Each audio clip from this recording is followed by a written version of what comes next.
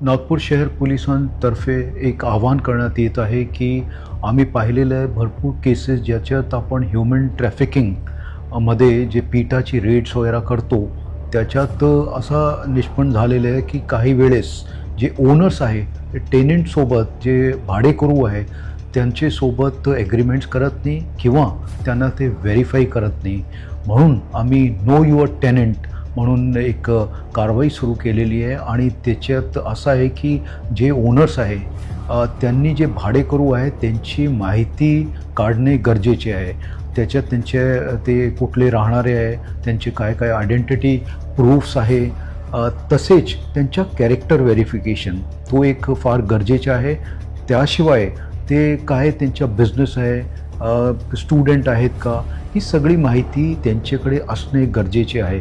आणि त्याच्यात ते केल्यानंतर त्यांनी अजून वॉच ठेवली पाहिजे की त्यांनी तो काय सबलेट तो केलेला नाही आहे. कारण आम्ही असे जे केसेस केलेले जे पिठामध्ये त्याच्यात असा समोर आलेलं आहे की त्यांनी सबलेट केलेले आपले घर.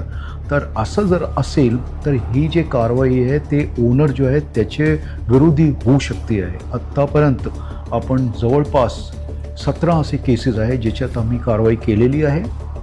आणि याच्यात जे पोलीस कमिशनरची पॉवर्समध्ये पिठामध्ये जे आहे सेक्शन 18(1)(2) याच्यात आपण कारवाई करू शकतो आहे. आणि त्याच्यात आपण सीलपर्यंत म्हणजे जे जागा आहे जर त्याच्यात काही असा अनैतिक प्रकार होत असेल तर त्याच्यात आपण सील पण करू शकतो आहे. त्याच्यात ते आपण लायसन्स कॅन्सलेशनसाठी जर कमर्शियल एस्टॅब्लिशमेंट असेल तर तेही आपण करू शकतो आहे. मग तुम्ही लक्षात ठेवा की ज्याला तुम्ही टेनंटवर देत आहे, भाडेवर देत आहे ज्या टेनंटला, तर त्याची माहिती काढणे गरजेचे आहे. म्हणून नो युअर टेनंट आणि पुढची कारवाई नियमाप्रमाणे करा. आमच्या जे वेबसाईट आहे त्याच्यावर सगळी इन्फॉर्मेशन अवेलेबल आहे.